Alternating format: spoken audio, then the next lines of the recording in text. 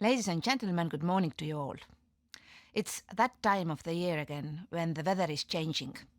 The days are getting shorter and people will soon spend more time indoor and turn on their heating in buildings across Europe. The seasonal change is a good reminder of how important a healthy indoor environment, good insulation, access to affordable heating systems and saving energy in buildings is. Buildings are central to our lives. It's where we live and work, and it's where most of the people usually spend the largest share of their available income. All people deserve spending their time in buildings which have a high energy performance and which do not harm the environment. Improving the union's building stock has been one of our top priorities since the start of this mandate, and the Green Deal put a special focus on building renovation through the renovation wave. We will not solve the decarbonisation challenge if we don't tackle the single largest energy consumer in Europe, buildings. Today, thanks to new construction methods, materials and products, new buildings consume less than half compared to buildings built before the first Energy Performance of Buildings Directive. But these are new buildings, which do not represent the EU building stock. 85% of current residential buildings were built before 2010 and will stay until 2050. And 75% have a poor energy performance. Therefore, if we want to achieve our objectives, we have to work on existing buildings. We have made progress. The pace of renewable energy capacities installations has accelerated. Installed wind and solar capacity increased by 16% between 2021 and 2022, saving approximately 11 billion cubic meters of gas. More and more buildings got equipped with solar PVs, and last year, the sales of heat pumps in Europe increased by 35% compared to 2021. In Spain, it was an increase by 24%, reaching 185,000 units.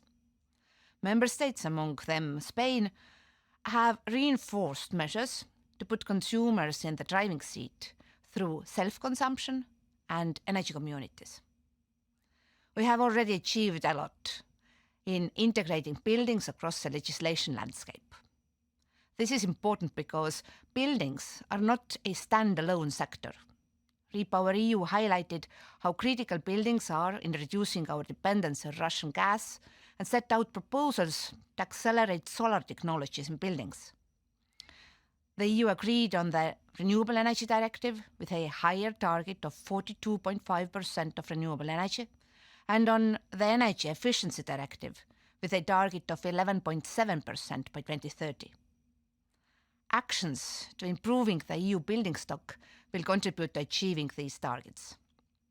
One crucial element in the legislative framework is still subject to negotiations, the recast of the Energy Performance of Buildings Directive.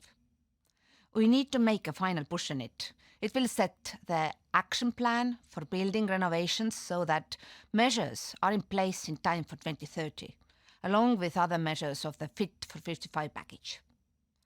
The EPBD will be key to ensure that structural improvements in buildings will take place in a predictable manner. It will be a framework that will allow citizens and our economy better planning of their investment decisions.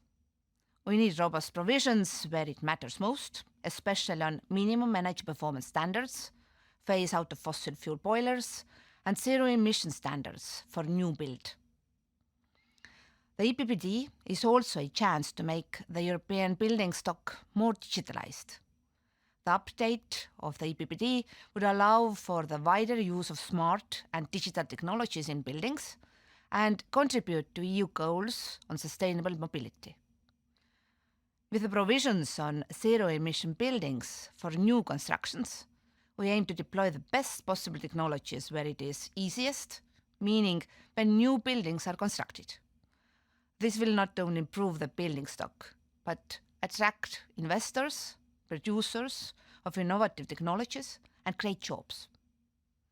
Improving the energy performance of buildings will also bring substantial economic benefits. Besides boosting industrial competitiveness, It will reduce energy costs and allows businesses to invest their savings elsewhere, such as innovation and economic productivity. I'm convinced that co-legislators will swiftly come to an agreement on this important file. Another important element for the buildings landscape is the legislation on energy labeling and eco-design requirements. It is also under review, and we hope to have it completed by the end of 2024. The proposed update on energy scales will help citizens make informed decisions and reduce fine particulate matter, which is responsible for almost 240,000 premature deaths every year in the EU. In parallel to all this work, we are also focusing on ensuring our clean tech manufacturing base can keep up and make the most of the clean energy transition. As we speak, Europe is a net importer of net zero technologies. This is why we are designing a new policy approach under our proposal for a Net Zero Industry Act to help our clean tech industry stay and grow in Europe. We want to incentivize demand and create the right conditions for investment in net zero technology manufacturing, such as solar panels and heat pumps, because we need to ensure the supply of these key products so we can support the innovation of the building stock. One final point.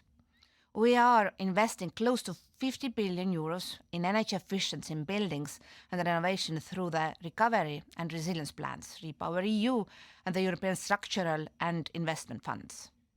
In Spain alone, this will result in an investment well in excess of 4 billion euros.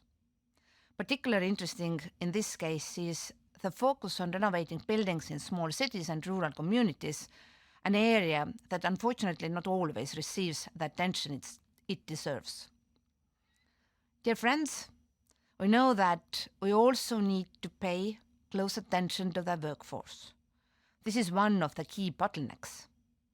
We need more and better prepared workers across the sector: designers, manufacturers, construction site personnel, installers, and operators. And this is an area where we need close involvement and cooperation with stakeholders such as yourselves. I look forward to continuing our close collaboration on buildings policy because this is one of the most cost-effective solutions to a transition to net zero. Let's work together to create the better places to live and save energy across all Europe. Thank you.